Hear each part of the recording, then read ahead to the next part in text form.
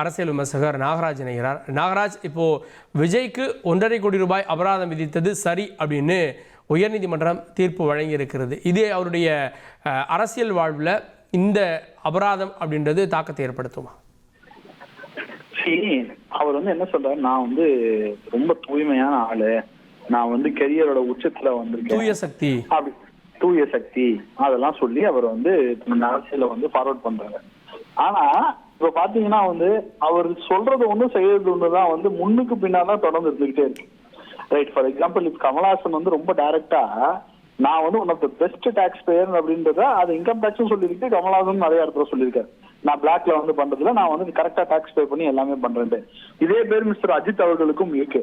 ஆனா விஜய் அவர்களுக்கு டே ஒன்ல இருந்தே இந்த மாதிரி ப்ராப்ளம் இருக்கு. BMW கார் ப்ராப்ளம் ஆகட்டும், ரோல்ஸ் ராய் ப்ராப்ளம் ஆகட்டும், 2 வீலர் ஓட்டும் போது ஹெல்மெட் போடல, இந்த மாதிரி சின்ன சின்ன விஷயத்திலே ஒரு மனிதரால் டிசிப்ளின்டா இருக்க முடியல அப்படின்ற போது, ரைட், இது கவர்மெண்ட்டை ஏமாத்திருக்காங்க. கவர்மெண்ட் விஜய் ஏமாத்திருக்காரு, அதான் உண்மை. நீங்க பார்த்தாதான் உண்மை. நீங்க பேசிக்கா அதை அப்ரண்டா பாக்கணும் அப்படின்னா 1.5 கோடி ரூபாய் விஜய் கவர்மெண்ட்டுக்கு வரி இது பண்ணிருக்காரு அந்த இதுல. அப்ப என்னன்னா அரசாங்கத்தை ஏமாற்றிய ஒரு நபரா விஜய் அப்படின்ற ஒரு கேள்வி இந்த இடத்துல வருது. பெரிய நடிகர்களோ இல்ல நடிகர்களோ தொழிலதிபர்களோ அரசியல்வாதிகளோ இந்த மாதிரியான வழக்குகளுக்கு அப்பாற்பட்டவங்க இல்ல. அது வருமான வரி கேஸ் அப்படின்றதுல ஜெயலலிதா அவர்கள் மேல கூட இருந்திருக்கு. அவங்க கடைசி வரைக்கும் வருமான வரி வழக்கை எதிர்கொண்டு இருந்தாங்க. இல்ல கார்கே, நீங்க என்ன சொல்றீங்க, நான் இவங்களுக்கு எல்லாம் நல்லவன் சொல்லி தானே வரீங்க. இவங்கள மாதிரி நான் கிடையாது, நான் வேற லெவல் மாஸ் கிளாஸ் அப்படிலாம் சொல்றீங்க. ஆனா பாத்தீங்கன்னா நானும் ஒன் அமங் தெம் நான் ஏன் மக்கள் இவங்க கொண்டு போனோம், அதுக்கு எனக்கு பக்கத்துல இருக்கிற ஒன்றிய செயலாளர் எல்லாம் எனக்கு செய்வான், ஊர் தலைவன் செய்வான், நான் எதுக்கு விஜய்க்கு ஓட்டு போடணும்னு நினைப்பாங்களா மக்கள்? இப்போ இன்னைக்கு 1.5 கோடி ரூபான்ற பணம் விஜய்க்கு ரொம்ப சாதாரணமா இருக்கலாம், கார்கேக்கு என்னன்னு தெரியல. பட் எனக்குலாம் ரொம்ப பெரிய பணம், அது எனக்கு ரொம்ப ரொம்ப பெரிய பணம். அதோட இன்னும் கீழ் லெவல்ல டெய்லி ஒர்க் பண்றவங்க 1.5 கோடி ரூபான்றது ஒரு ட்ரீம். அதாவது அந்த கோடீஸ்வரன் ஆகுதுன்றது எல்லாருக்கும் ஒரு ட்ரீம். இவர் ரொம்ப அசால்ட்டா 1.5 கோடி ரூபாய் அந்த கவர்மெண்ட் ஏமாத்திருக்கு. சரி, இந்த கவர்மெண்ட் இந்த பணத்தை வச்சு என்ன பண்ணும் அப்படின்னா நலத்திட்டங்களுக்கு உதவி செய்ய போகுது. இப்போ மக்கள் நலத்திட்டத்துக்கு உதவி செய்யறதுக்கு தான் அந்த டாக்ஸ் கலெக்ட் பண்றாங்க. ஸோ டாக்ஸ் கலெக்ட் பண்ணா இன்ஃப்ராஸ்ட்ரக்சர் டெவலப் பண்ணலாம், எல்லாம் டெவலப் பண்ணலாம் அப்படின்ற ஒரு ஆஸ்பெக்ட் தான். சரி, இன்ஃப்ராஸ்ட்ரக்சர் டெவலப் இருக்கா இல்லையான்றது வேற டிபேட். அது நம்ம வேற மாதிரி ஹேண்டில் பண்ணணும்.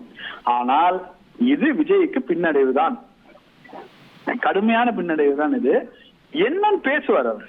சரி, அவங்க கட்சிக்காரங்க எல்லாம் ஆன்லைன்ல பேசும்போதோ இதுல பேசும்போதோ அவர் அப்படி, அவர் இப்படி, அவர் ராமர், அவர் லக்ஷ்மண், அவர் துரியோதரன் அப்படின்னு போட்டு எல்லா இடத்துலயும் அவர் புகழ்ந்து புகழ்ந்து புகழ்ந்து புகழ்ந்து பேசும்போது ஒரு கவர்மெண்ட்டுக்கு அவருக்கு 1.5 கோடி ரூபான்றது ரொம்ப சின்ன பணம். ஒரு 1.5 கோடி ரூபாய் பணத்தை ஏமாத்திருக்காரு அப்படின்னா இது என்னன்னு அர்த்தம்? Okay, right. இது frankly speaking இந்த புலி படமே அப்ப ரிலீஸ்ல உங்களுக்கு பிரச்சனை ஆச்சுன்னு தெரியும். அதுலயே நிறைய இஷ்டம் படுத்திருக்கு. அந்த புலி படம் ரிலீஸ்க்குள்ள அந்த 7 நாள் பாலிடிக்ஸ் இவர் பண்ண பாலிடிக்ஸா, ரிலீஸ் இது பண்ண பாலிடிக்ஸ் எல்லாம் தெரியாது. பட் ரொம்ப கடுமையான படம் ரிலீஸ் ஆகுதுக்கு ஸ்ட்ரகிள் ஆச்சு. உங்க ஞாபகம் இருக்கா இல்லையா? முதல் நாள் ரைடு வந்தது, படம் வெளியாதுல சிக்கல் ஏற்பட்டது.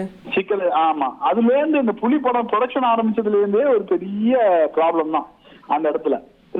இப்போ நீங்க கோர்ட் இருக்கு. ஆனா இவர் என்னன்னா இது கட்டி முடிப்பாரான்னு கேட்டா இவர் சுப்ரீம் கோர்ட்டுக்கு போவாரு, மேல கோர்ட்டுக்கு போவாரு, இது இழுத்துக்கிட்டே இருப்பாரு. கடைசி வரைக்கும் மக்களுக்கு வர வேண்டிய பணம் வரவே வராது. 1,26,00,000 மனங்களை வென்ற தந்தி டிவி யூடியூப் சேனல், தவிர்க்க முடியாத தம்ப்நெயில்ஸ், கலக்கலான கான்டென்ட்ஸ். நீங்களும் இந்த குடும்பத்தில் இணைய இப்பவே சப்ஸ்கிரைப் பண்ணுங்க. அசுரபலம் கொண்ட எங்கள் டிஜிட்டல் கரங்களில் உங்கள் விளம்பரங்களை சேர்க்க வாட்ஸ்அப் பண்ணுங்க. 8939888378. Email advttv@dttv.in.